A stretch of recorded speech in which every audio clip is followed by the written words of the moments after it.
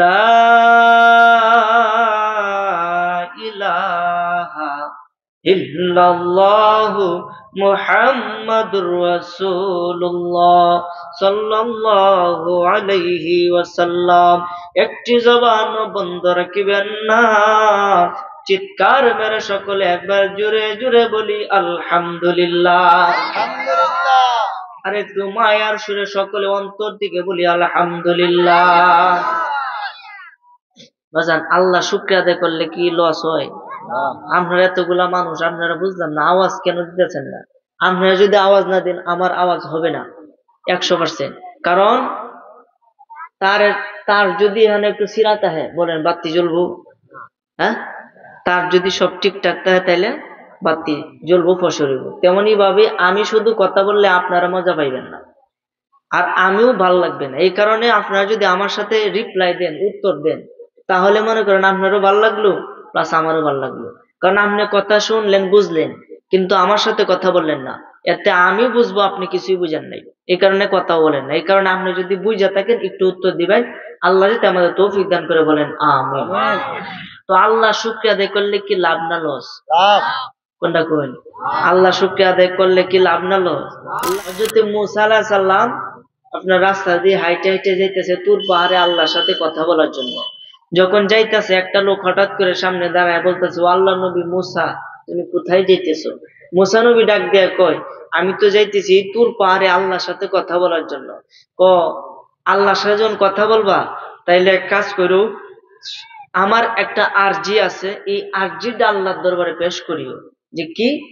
যে আল্লাহ আমাকে অঢেল ধন সম্পত্তি দান করেছে, কোনো মতেই এই ধন সম্পত্তি কমতাছে না। এখন তুমি আল্লাহর কাছে বলবা যে কি কাজ করলে আমার ধন সম্পত্তি কমে যাবে। বলেন সুবহানাল্লাহ।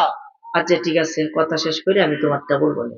এটা করে সামনে হুজুর হাঁটতেছে, হাঁটতে হাঁটতে হাঁটতে হাঁটতে সামনে আরেকটা লোক পাইলো, যে মহিলা। সে বলতেছে, ও আল্লাহর নবী মূসা, তুমি কোথায় যাইতেছো? আমি তো যাইতেছি তুর পাহাড়ে আল্লাহর সাথে কথা বলার জন্য। আল্লাহর কাছে একটু জিগাইবা আমার কথা, যে আমার আল্লাহ কেন আমাকে সৃষ্টি করেছে? আমার তো ধন সম্পত্তি বলতে কোনো কিছু নাই, আমি তো দিন আনিয়া দিন খাই, আমি খাইতে পারি না, ভিক্ষা করি, আমার কেন সম্পত্তি নাই? আল্লাহর কাছে একটু জিগাইবা। আচ্ছা ঠিক আছে। সামনে হাইটে হাইটে যাইতেছে, যাইতে যাইতে যাইতে যাইতে হঠাৎ করে একটা রাস্তার পাশে দেখে একটা মানুষ, যার হাতও নাই পাও নাই, সে ব্যক্তি কাতরাইতেছে পইরা। তখন এই লোকটা বলতেছে, ও আল্লাহ নবী মূসা, তুমি কোথায় যাইতেছো? আমি তো যাইতেছি তোর পাহাড়ে আল্লাহর সাথে কথা বলার জন্য। আল্লাহর কাছে একটু জিগাইবা, আল্লাহ আমাকে কেন বানাইছিল? আমার না হাত আছে না পা আছে, আমি না চলতে পারি না কোনো কিছু করতে পারি, আমার জায়গাতে খাইতে হয়, জায়গাতে প্রস্তাব পায়খানা করতে হয়, আল্লাহ কেন আমাকে সৃষ্টি করেছে? আল্লাহর কাছে একটু বলবা। বলেন সুবহানাল্লাহ। আল্লাহর নবী মূসা তিনজনের কথা শুনিয়া তুর পাহাড়ে গেলেন চলিয়া।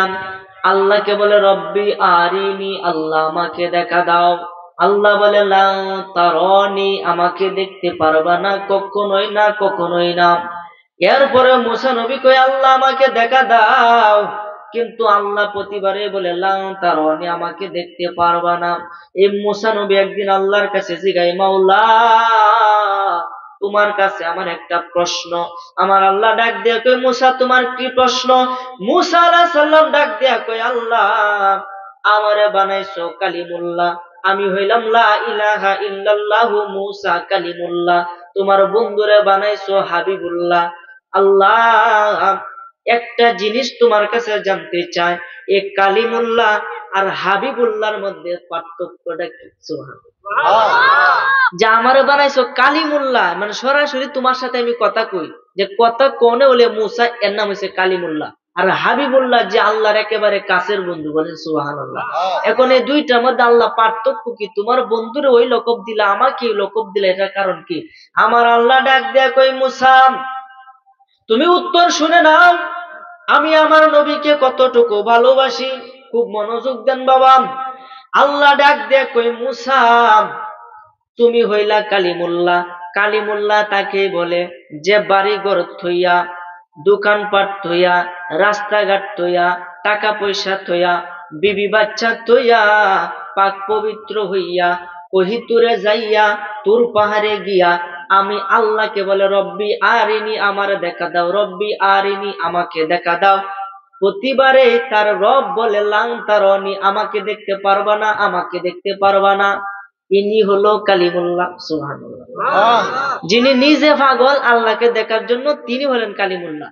আর হাবিবুল্লাহ কি শোনো, হাবিবুল্লাহ আরামের বিছানার মধ্যে ঘুমায়া থাকে, আর হাবিবুল্লাহ রব স্বয়ং আল্লাহ জিব্রাইলের মাধ্যমে বুরাকে চড়িয়ে আল্লাহর বাড়িতে নিয়ে যায়। পার্থক্যটা কি বুঝছেন? কালিমুল্লাহ আল্লাহকে দেখতে চায়, আর হাবিবুল্লাহ আল্লাহ স্বয়ং তাকে নিতে চায়। সুবহানাল্লাহ। তার মানে আমরা যে নবীর উম্মত, বলেন আমরা কি দুর্ভাগ্যবান নাকি সৌভাগ্যবান? সৌভাগ্যবান। এই জন্য ওই নবীর উম্মত হতে পেরেছেন, এই জন্য আবারও বলি আলহামদুলিল্লাহ। তেমনি ভাবে বেহেশতের বাগানে পৃথিবীর কোন মানুষ গুনাহ নিয়ে ঢুকতে পারে না, বলেন সুবহানাল্লাহ। গুনাহ যদি আমাদের শরীরে না থাকে, তাহলে আমরা কি বেহেশতি না দুজকি? এই জন্য যারা এসেছেন, অন্তত স্প্যান্ডের নিচে যারা আছেন, তারা প্রত্যেকেই বেহেশতি মানুষ, বলেন সুবহানাল্লাহ। বেহেশতি মানুষ হইয়া আমরা যদি নবীর প্রতি বেশি বেশি দুরূদ শরীফ পড়তে পারি, আমার নবীজি বলেছেন সে ব্যক্তি হাসরের ময়দানে আমার তত কাছে থাকে। নবীজির কাছে যদি আপনি আমি থাকতে পারি, আর নবীজি বলছে যে ব্যক্তি আমার প্রতি দুরূদ পড়া ভুলে গেল, সে যেন বেহেশতে যাওয়ার রাস্তা ভুলে গেল। সুবহানাল্লাহ বলেন। তার মানে বোঝা গেল নবী দুরূদ পড়লে বেহেশতে যাওয়া যায়, নবীর দুরূদ পড়লে নবীকে দেখা যায়, নবীর দুরূদ পড়লে নবীর কাছাকাছি থাকা যায়। তাইলে আসুন সেই নবীজিকে খুশি করার নেওতে, ওলি হওয়ার নেওতে উচ্চ আওয়াজে কয়েক মর্তবা দুরূদ শরীফ পড়ি। আল্লাহুম্মা সাল্লি, মাশাআল্লাহ, জবান করে মুহাম্মাদ ওয়া আলা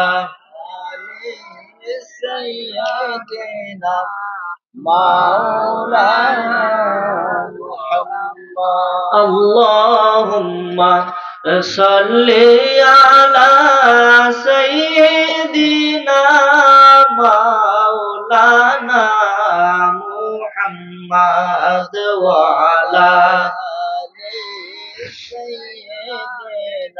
মাওলানা মহব্বতে এ পড়লে দুরূদ, ও মুমিন ভাই বসিয়া আপনার দুরূদ শুনেন নবীজি রওজা পাকে শুইয়া। আল্লাহুম্মা সাল্লি, মাশাআল্লাহ, মাওলানা মুহাম্মাদ ওয়া আলা সাইয়্যিদিনা মাওলানা মুহাম্মাদ। জিকির করেন লা ইলাহা ইল্লাল্লাহ, সবাই লা ইলাহা ইল্লাল্লাহ, জোরে লা ইলাহা ইল্লাল্লাহ, লা ইলাহা ইল্লাল্লাহ, ও লা ইলাহা ইল্লাল্লাহ, লা ইলাহা ইল্লাল্লাহ, জোরে লা ইলাহা ইল্লাল্লাহ, সবাই লা ইলাহা ইল্লাল্লাহ, জোরে লা ইলাহা ইল্লাল্লাহ। ভাইজান জিকির করে না আশিকগণ, হায় হায় জিকিরে মজাইয়া মন, ওরে জিকিরে হয় দিল রওশন, বাবা ইমানের সাথে হয় মরণ। লা ইলাহা ইল্লাল্লাহ, ও লা ইলাহা ইল্লাল্লাহ, লা ইলাহা লা, সবাই লা ইলাহা ইল্লাল্লাহ, লা ইলাহা ইল্লাল্লাহ। ভাইজান সাদ্দাত জান্নাত বানাইলো, আহা মনের মতো সাজাইলো, ওরে এক কদম না দিতে সাদ্দাত আজরাইলকে পাঠাইলো। লা ইলাহা লা ইলাহা ইল্লাল্লাহু লা ইলাহা ইল্লাল্লাহু লা ইলাহা ইল্লাল্লাহ লা ইলাহা ইল্লাল্লাহ সবাই লা ইলাহা ইল্লাল্লাহ। ভাইজান নমরুদে আগুন জ্বালাইলো, সে তাই ইব্রাহিম নবীকে ফালাইলো। ওরে আগুন হইল ফুল বাগিচা, পশম নবীর পুরল না। লা ইলাহা ইল্লাল্লাহ ও লা ইলাহা ইল্লাল্লাহ জুরে লা ইলাহা ইল্লাল্লাহ ও লা ইলাহা ইল্লাল্লাহ। বলি হাসবি রব্বি জাল্লাল্লাহ মা ফি কলবি গায়রুল্লাহ। ও নূর মুহাম্মদ সাল্লাল্লাহ লা ইলাহা ইল্লাল্লাহ লা ইলাহা ইল্লাল্লাহ লা ইলাহা ইল্লাল্লাহ।